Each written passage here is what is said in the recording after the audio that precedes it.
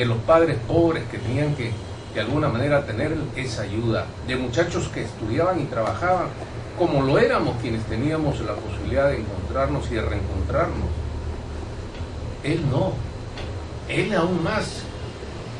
Me gustaría que en su hoja de vida nos exhibiera sus certificados de sus centros de trabajo, para ver si lo que yo digo es mentira. Entonces, ¿cómo una persona que no sabe lo que significa el trabajar en la explotación, la marginación, la humillación, que no sabe lo que significa la flexibilidad laboral, que es todo un crimen de retraer las conquistas laborales al comienzo del siglo XIX, esto es un crimen, y la gente lamentablemente no dice nada porque los medios de comunicación, la mayoría de ellos, los poderosos medios de comunicación, a veces concilian o son cómplices con grupos de poder económico que no les interesa que se difunda. Aquí a una cuadra, por ejemplo, vemos gente que está padeciendo días y días. ¿Y por qué? ¿Acaso por quedarse con un canal de televisión? Simplemente están reclamando lo que ellos tienen como justo derecho porque trabajaron toda su vida, pero hubo gente que se robó la plata, que la dilapidó, y sin embargo a eso no lo sanciona nadie. Y el señor Alan García, a los pescadores. Sí, el señor Alan García ni siquiera se preocupa de eso. No solamente eso, los docentes, los maestros están también en huelga de hambre, porque están pidiendo cosas justas, cosas que corresponden al derecho, y el derecho no se puede mendigar, no se puede estirar la mano. Están haciéndolo como deben hacerlo, pero sin embargo no sería nada raro que los enjuicien, no sería nada raro que los califiquen de terroristas y que lo metan en la cárcel. Jesús, hay una pregunta que me escuece hacerla, no obstante es mi deber reivindicar un recuerdo hace no mucho, porque aquí lo publicitamos con Florecita y fuimos muy puntuales en solidaridad con el pueblo de Cartavio en su lucha en el Sindicato de Gloria y la huelga total que llevaron a cabo. Usted dice y sostiene que pueden tener ellos, refiriéndose a la dirigencia oficial de Alfonso Ugarte, de la oficial, los locales, pero parece que lo seguirán teniendo, porque cuando los días de la huelga en Cartavio, el glorioso sindicato de Gloria, la dirigencia local en Trujillo, una de Lapra, una de La Torre, no dijo absolutamente nada. Es más, la autoridad de trabajo, un señor Pablo Ferraras, puesto por el gobierno en trabajo, se parcializó absolutamente con Gloria, y eso realmente constituye una antítesis absoluta en la tierra del Ébaro. Claro que sí. ¿Qué van a decir estos apristas de última hora, estos apristas oportunistas que solamente van tras la prebenda, ¿no? Eso es lo que precisamente hizo que un movimiento como Lapra germinara, se desarrollara en la lucha, en la acción, no en la contemplación. Lo que sucede es que esos dirigentes apristas, o pseudo apristas llamaría yo, son traidores al mensaje de Aya de la Torre. La doctrina de Aya de la Torre no pasa por sostener a los poderosos grupos de empresarios, por más buenas intenciones que tengan, como son en este caso los dueños de Cartavio, vale decir Gloria. No, el partido no nació para defender a los empresarios, para eso está la Unidad Nacional y otros partidos más. Nació para defender los intereses de los trabajadores, entonces debió haberse puesto al lado de los trabajadores. Pero como son de estos apristas rastreros, o pseudo apristas rastreros, que están tras la prebenda, entonces simplemente se ponen al servicio del patrón, del que tiene poder económico, se asustan ante el poder de ellos, tienen miedo, ¿no? Entonces, ¿cuál va a ser el correlato de esto? Ya nos lo están anunciando. El candidato de Lapra tiene 2% en las encuestas, y eso generosamente. Nos van a reducir como en la década de los años 90, en que no llegamos ni al 3%. No llegamos al 3%, el partido se destruyó, no hubo escuela, no hubo formación de cuadros. Por eso el drama de estos tiempos.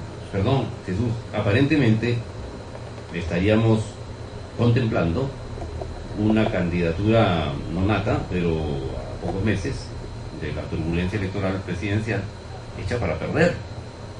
Ese solícito, ¿me equivoco de lo que estoy diciendo? Claro, porque si se sigue la inercia de dirigentes como Del Castillo y Omar Quesada, para eso van a estar nada más. Porque si dejaran que las bases, a través de una convocatoria a nivel nacional, eligieran un candidato, este candidato fuera consecuente con los alineamientos del partido, en su doctrina, en su ideología, en su filosofía, entonces no solamente pondría contra la pared a estos dirigentes, sino al gobierno. Porque un candidato a la presidencia realmente aprista, por eso yo no los reconozco como apristas a estos dirigentes actuales, no puede tener otra alternativa que usar el lenguaje que nos enseñaran en el partido, el lenguaje de Aya La Torre, el lenguaje de su doctrina, que repito, es la antítesis, la antípoda de lo que está haciendo el gobierno. No sabemos que el señor Del Castillo es el operador uno de los operadores más engreídos de los empresarios, de los grupos de poder económico. No fue el que estableció el gobierno o lo puso al servicio el gobierno de ellos. No son ellos los que han gobernado. Un candidato aprista tendría la virtud, y cuando hablo de un candidato aprista, estoy hablando, y valga la redundancia, auténticamente aprista, no de estos sirvientes que tienen ellos, ¿ya? Sino un candidato de veras con los valores de los apristas auténticos, o sea, con coraje, con valentía, con entusiasmo, con dinamismo, hace temblar el escenario político. Hace temblar el escenario político, pero mientras se tenga los hijitos de papá, como el que lo abrazaba a Aurelio Pastor en el local del partido, ¿no? ¿Quién era, no? El hijito del señor Del Castillo. Y que ahora es la época de los hijitos de papá, pues. Porque resulta que los dirigentes tienen sus hijitos que, como toda monarquía, tienen que seguirlo, entonces están aprendiendo a ver qué cosas más van a hacer para que de esa manera de repente resulten dueños del partido. Y eso nosotros lo detestábamos porque nos los enseñó ahí a La Torre. Ahí a La Torre nos enseñó precisamente a detestar, a despreciar lo que había sido lo negativo de la política. Y entre ellos, estas cosas que estamos conversando.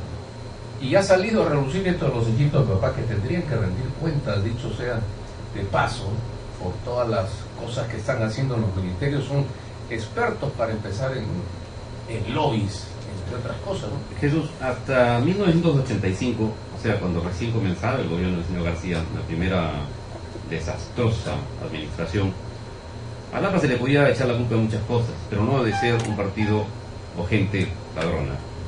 ¿Qué ocurrió después? Y quisiera que usted, en lo corto que nos queda, deslinde para que no parezca que usted tiene un odio particular, directo contra el presidente Alan García y que está usted defendiendo principios. No es odio, pero sí puedo decir que es desprecio, porque me indigna. Indudablemente, Aya de La Torre tenía orgullo del partido, de la organización política que él había creado, porque él nos lo solía decir frecuentemente, y aún más utilizando precisamente su condición de así, ¿no? Nos podían haber dicho de todo, decía él, pero menos ladrones. Y utilizaba ejemplos concretos como lo de la Junta Transitoria de 1947, ¿no? Que se investigó después del golpe de Estado y nunca encontraron un tornillo, un sol fuera o un centavo fuera de su sitio. O cuando a él lo acusaron de 1000 cosas y por eso no le quisieron dar el salvoconducto para salir al extranjero cuando se asiló en la Embajada de Colombia, y por eso permaneció 5 años y 4 meses, ¿no? Entonces, indudablemente él nos hacía ver que era el único político que tenía un certificado de conducta. A ver, que lo exhiban los actuales. Indudablemente que no. Ahí está el resultado del año, de la gestión del 85 al 90. No me van a decir que no hubo trapacería, que no hubo robo, ¿no? Bien. Indudablemente que sí. Sí, el tiempo nos ha ganado y definitivamente muchas preguntas todavía nos siguen quedando en el tapete. Muchas gracias al señor Jesús Guzmán por haber estado aquí. Los micrófonos para la despedida son suyos, señor. Muchas gracias, muy gentiles por soportarme una vez más, pero quiero aprovechar estos micrófonos para decirles a los apristas que todavía mantienen esa esperanza incólume, que más temprano que tarde que estarán cambiando las cosas y serán otros los dirigentes que estarán conduciendo los destinos del partido. Así es, y a usted que nos estuvo escuchando, gracias también por estar siempre con nosotros. Gracias y hasta la próxima versión de Señal de Alerta. Así es, 4:57 minutos, la hora oficial en todo el país.